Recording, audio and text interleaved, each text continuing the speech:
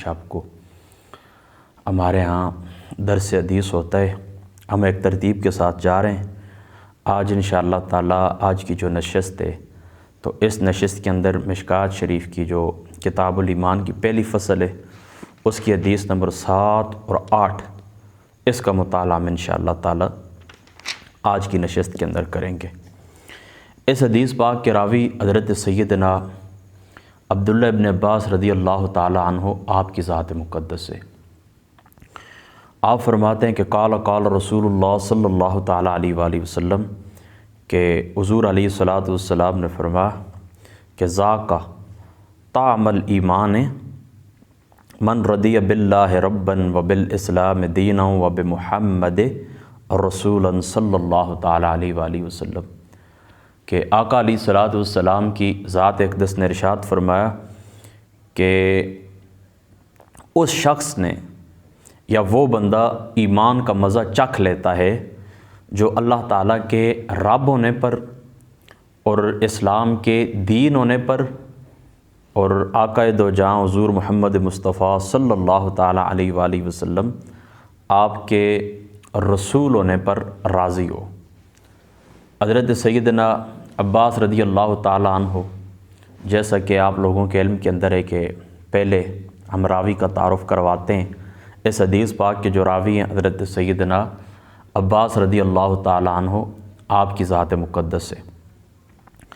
آپ رشتے میں رسول پاک صلی اللہ تعالیٰ علیہ وآلہ وسلم کے چاچو ہیں اور حضور علیہ الصلاۃ والسلام کی ذات مقدسہ سے عمر میں 3 سال بڑے ہیں اور آپ قدیم الاسلام ہیں، یعنی آپ نے ابتدائی طور کے اوپر اسلام قبول کیا تھا. یعنی بدر کی جو جنگ ہوئی تھی اس سے پہلے آپ نے اسلام قبول کر لیا تھا، لیکن مشرکین مکہ کے خوف سے آپ نے اپنا اسلام ظاہر نہیں کیا تھا بلکہ اپنا اسلام چھپائے رکھا تھا اور میدان بدر کے اندر زبردستی ان کو لایا گیا تھا. یعنی حضور علیہ الصلاۃ والسلام کی جو ذات اقدس ہے آپ نے ارشاد فرما دیا تھا، آپ نے اس طرف اشارہ فرما دیا تھا کہ بدر کے اندر عباس کو اور چند باقی لوگوں کو زبردستی لایا گیا ہے. آپ آنا نہیں چاہتے تھے چونکہ آپ نے اپنا اسلام چھپایا ہوا تھا تو وہ اپنا ساتھی سمجھ کر ان کو لے کر آ گئے. پھر آقا دو جہاں حضور رحمت عالم صلی اللہ تعالیٰ علیہ وآلہ وسلم آپ جس وقت بدر کے اندر تشریف لے گئے تو بدر کا جو معرکہ ہوا تو اس میں جو 70 قیدی تھے ان قیدیوں میں حضرت سیدنا عباس رضی اللہ تعالیٰ عنہ آپ کی ذات مقدسہ بھی تھی. تو رات کو جس وقت باقی قیدیوں کے ساتھ آپ کو باندھ دیا گیا تھا، باقی قیدیوں کے ساتھ جس وقت رات کو آپ کو باندھ دیا گیا تھا تو آپ کراہتے تھے، درد کی وجہ سے آپ کراہتے تھے، یعنی آپ کو تکلیف ہوتی تھی، آہیں نکلتی تھی آپ کی. تو آقا دو جہاں حضور رحمت عالم صلی اللہ تعالیٰ علیہ وآلہ وسلم آپ کی ذات مقدسہ کو تکلیف ہوئی. حضور علیہ الصلاۃ والسلام پریشان ہوئے، آپ کے چہرہ مبارک کے اوپر چہرہ والضحیٰ کے اوپر پریشانی کے آثار نمودار ہوئے. تو صحابہ کرام نے پوچھا ہے اللہ تعالیٰ کے رسول ہم آپ کو پریشان دیکھتے ہیں، وجہ کیا ہے؟ تو آقا علیہ الصلاۃ والسلام نے فرمایا میں عباس کی تکلیف میں، عباس کے غم میں غمگین ہوں کہ اس کو رسیوں سے باندھا گیا ہے اور وہ تکلیف میں، تو ظاہر سی بات ہے کہ میرے چاچو ہیں تو میں بھی تکلیف میں ہوں.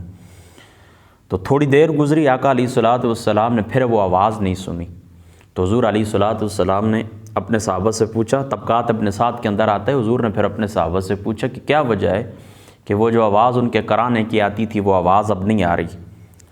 تو حضرت سیدنا باقی صحابہ حضور علیہ الصلاۃ والسلام کے عرض کرنے لگے اے اللہ تعالیٰ کے رسول آواز نہ آنے کی وجہ یہ ہے کہ ہم نے جو ان کی رسیاں تھیں وہ کھول دی ہیں، ڈھیلی کر دی ہیں. تو آقا علیہ الصلاۃ والسلام نے فرمایا اچھا چلو اگر آپ نے رسی ان کی ڈھیلی کر دی ہے، یعنی حضرت عباس رضی اللہ تعالیٰ عنہ کی جو وہ رسیاں تھیں ہاتھ پاؤں کے اندر باندھی ہوئی تھیں ان کو اگر آپ نے ڈھیلا کر دیا ہے تو پھر فرمایا سارے جتنے باقی قیدی ہیں نا ان کی رسیاں بھی ڈھیلی کر دیں.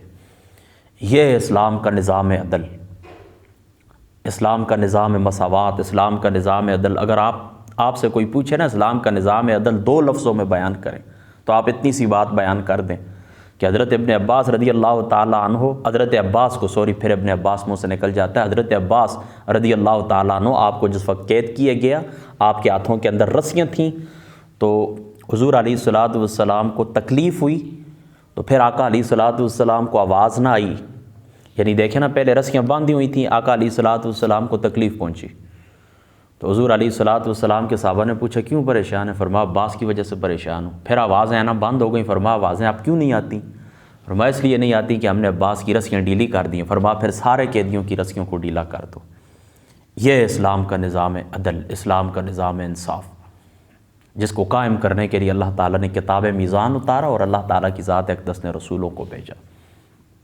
یہ اسلام کا نظام ہے عدل۔ اور دوسری بات ضمنی طور پر آپ یہاں پر یہ بھی یاد رکھ لیں کہ دیکھیں حضور علیہ الصلوۃ والسلام کو تکلیف پہنچی حضرت عباس کی رسیوں کی وجہ سے، کہ صرف آپ کو رسیوں سے باندھا گیا، تو حضرت عباس رضی اللہ تعالیٰ عنہ کو فقط رسیوں سے باندھا گیا ہے، وہ کرائے، آپ کو تکلیف ہوئی، درد ہوا، تو حضور علیہ الصلوۃ والسلام کو بھی درد پہنچا، تکلیف محسوس ہوئی۔ تو اگر حضور کے چاچو کو عباس کو باندھا جائے، اس سے آقا علیہ السلام کو تکلیف ہو، تو خود سوچیں کہ جن لوگوں نے حضور علیہ الصلوۃ والسلام کی اہل بیت نبوت کو، حضور کے گھر والوں کو، چبرستان رسالت صلی اللہ تعالیٰ علیہ وآلہ وسلم کے پھولوں کو جن لوگوں نے میدان کربلا کے اندر کاٹ کے رکھ دیا ہے، حضور علیہ الصلوۃ والسلام کے پورے گھرانے کو شہید کر دیے، خود سوچیں کہ آقا علیہ الصلوۃ والسلام کی ذات اقدس کو کتنی تکلیف پہنچی ہوگی اور کتنا درد پہنچا ہوگا۔ تو یہ ایک ضمنی بات تھی۔ تو اس حدیث پاک کے جو راوی ہیں وہ کون ہیں؟ وہ حضرت سیدنا عباس رضی اللہ تعالیٰ عنہ، آپ کی ذات مقدس ہے۔ تو آپ علیہ الصلوۃ والسلام نے فرمایا کہ ایمان کا مزہ چکھ لیا اس بندے نے جو اللہ تعالیٰ کے رب ہونے کے اوپر راضی ہو، اللہ تعالیٰ کے رب ہونے کے اوپر راضی ہو۔ کیا مطلب؟ کہ اللہ تعالیٰ کی ذات مقدسہ کو اپنا رب مان لے، اس کی تقدیر کے اوپر راضی رہے، غم ہو یا خوشی ہو، یعنی تقدیر اچھی ہو یا بری ہو، اللہ تعالیٰ کی طرف سے سمجھ کر اس کو قبول کر لے۔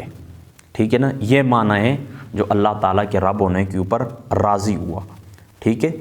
اور پھر فرمایا وَبِالْإِسْلَامِ دِينًا، اور جس نے اسلام کے اور جو بندہ اسلام کے دین ہونے کے اوپر راضی رہا، اسلام کے دین ہونے کے اوپر راضی رہا، یعنی اسلام کو اپنا دین سمجھ لیا اور جو کچھ دین کے اندر ہے اس کے اوپر عمل پیرا ہو گیا۔ وَبِمُحَمَّدٍ رَسُولًا صلی اللہ تعالیٰ علیہ وآلہ وسلم، اور حضور علیہ الصلوۃ والسلام کی ذات مقدسہ کو اپنا رسول تسلیم کر لیا، پیغمبر تسلیم کر لیا، اور آپ علیہ الصلوۃ والسلام کی اتباع کر لی۔ ٹھیک ہے؟ تو وہ بندہ کون ہے؟ وہ بندہ ایمان کا ذائقہ چکھنے والا ہے۔ کون بندہ؟ جو اللہ تعالیٰ کے رب ہونے کے اوپر راضی ہو، حضور محمد مصطفیٰ کے رسول ہونے کے اوپر راضی ہو جائے، اور اسلام کے دین ہونے کے اوپر راضی ہو جائے۔ تو جو بندہ یہ عمل کرے تو سمجھ لے آقا علیہ الصلوۃ والسلام نے فرمایا کہ وہ ایمان کے ذائقے کو چکھنے والا ہے۔ اب اس حدیث پاک کا معنی کیا ہے آپ نے غور سے سمجھنا ہے۔ یاد رکھیں، ایک ہوتی ہے ایسی اشیاء جو محسوس کی جا سکتی ہیں، یعنی جو اللہ تعالیٰ کی ذات اقدس نے آپ کو حواس خمسہ عطا فرمائیں، حواس خمسہ عطا فرمائیں، ان سے آپ ان چیزوں کو محسوس کر لیتے ہیں، ان سے آپ ان چیزوں کو محسوس کر لیتے ہیں۔ مثال کے طور کے اوپر پیپسی، میں آپ کو مثال دیتا ہوں، پیپسی اب یہ کسی چیزیں محسوس ہوتی ہے، خارج کے اندر موجود ہوتی ہے، آپ جس وقت اس کو اپنے اندر انٹر کرتے ہیں اس کا ذائقہ آپ کو محسوس ہوتا ہے، جو چکھنے والی ہے اللہ تعالیٰ نے آپ کو عطا فرمائی ہے، یہ ایسی چیز۔ ایک ہوتی ہے مانوی چیز، مثال کے طور پر نام لیں سادگی، ایمان، اسی طریقے سے معجزہ، نشانیاں، یہ ساری چیزیں کیا ہیں؟ مانوی ہیں، یعنی خارج کے اندر محسوس نہیں ہوتی، آپ ان کو پکڑ نہیں سکتے، یہ مانوی چیزیں، آپ ان کو دیکھ نہیں سکتے، سونگھ نہیں سکتے، سن نہیں سکتے۔ تو جو چیزیں حسی ہوتی ہیں ان کے ذائقے محسوس ہوتے ہیں، لیکن جو چیزیں مانوی ہوتی ہیں ان کے ذائقے محسوس نہیں ہوتے۔ ظاہر سی بات ہے وہ مانوی چیزیں آپ اس کو چکھ تو نہیں سکتے، لیکن مانوی چیزوں کو بھی وہ بندہ چکھ سکتا ہے، مانوی چیز کا ذائقہ بھی وہ بندہ چکھ سکتا ہے۔ کون بندہ؟ کہ جو بندہ غفلت اور خواہش نفس سے اور نفسانی بیماریوں سے پاک ہو جائے۔ پھر سن لے، جو بندہ غفلت سے، خواہش نفس سے، نفسانی بیماریوں سے، وبائی امراض سے، یعنی جو دل کے جو امراض ہیں ان سے جو بندہ پاک ہو جائے تو وہ بندہ پھر معنی کو بھی چکھ سکتا ہے، مانوی اشیاء کو بھی چکھ سکتا ہے۔ دیکھیں نا، اب ایمان کیا ہے؟ ایک مانوی چیز ہے، آپ اس کو پکڑ نہیں سکتے، چھو نہیں سکتے، اس کا ذائقہ محسوس نہیں کر سکتے، لیکن آپ کے اگر اندر دل کے جو امراض ہیں وہ اس امراض سے آپ پاک ہو جائیں تو ایمان کے ذائقے کو بھی آپ چکھ سکتے ہیں۔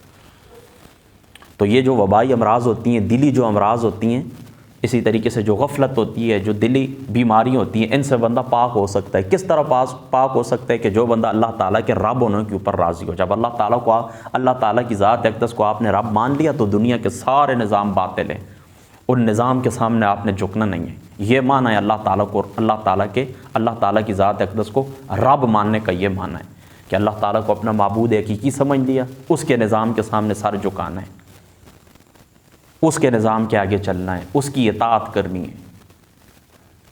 اور دوسرا، جو بندہ اسلام کو دین مان لے، یعنی جو کچھ احکام اللہ تعالیٰ کی ذات اقدس نے قرآن کے اندر نازل فرمائے ہیں ان کو بندہ تسلیم کرے، اور حضور علیہ الصلوۃ والسلام کو اپنا راہبر، اپنا رہنما، اپنا مصلح، اپنا پیغمبر، اپنا رسول تسلیم کرے کہ اللہ تعالیٰ کی طرف سے بھیجے ہوئے ہیں، جو کچھ لے کر آئیں وہ حق ہیں، ان کے پیچھے بندہ چلنا شروع ہو جائے۔ تو جب یہ تین کوالٹیاں آپ کے اندر پائی جائیں گی تو آپ کیا کریں گے؟ آپ دلی امراض سے محفوظ ہو جائیں گے۔ قلب کی جو بیماریاں ہیں، جو غفلت ہے، یہ چلی جائے گی۔ جب غفلت چلی جائے گی، قلبی بیماریاں چلی جائیں گی، تو پھر آپ ایمان کا جو ذائقہ ہے وہ اس کو چکھ سکیں گے۔ اب آپ سمجھ گئے نا، ایمان مانوی چیز ہے، لیکن اس کے باوجود آپ کیا کر سکیں گے؟ ایمان کے ذائقے کو آپ چکھ سکیں گے۔ دیکھیں آسان سی بات ہے، مشکل نہیں ہے۔ اور یہ بات پھر اگلی بھی یاد رکھنا، محدث دہلوی رحمۃ اللہ تعالیٰ علیہ، آپ نے اشرۃ اللمعات کے اندر لکھا ہے، پھر جو بندہ اس کے الٹ چلتا ہے، یعنی وہ وبائی امراض اس کے اندر آ جاتی ہیں، وبائی امراض اس کے اندر آ جاتی ہیں، غفلت آ جاتی ہے، سستی آ جاتی ہے، شیطان کی تابعداری آ جاتی ہے، تو پھر معاملہ الٹ بھی ہو جاتا ہے، یعنی جو چیزیں پھر محبوب ہوتی ہیں اس بندے کو پھر ان چیزوں سے نفرت ہو جاتی ہے، وہ بندہ ان چیزوں سے دور چلا جاتا ہے۔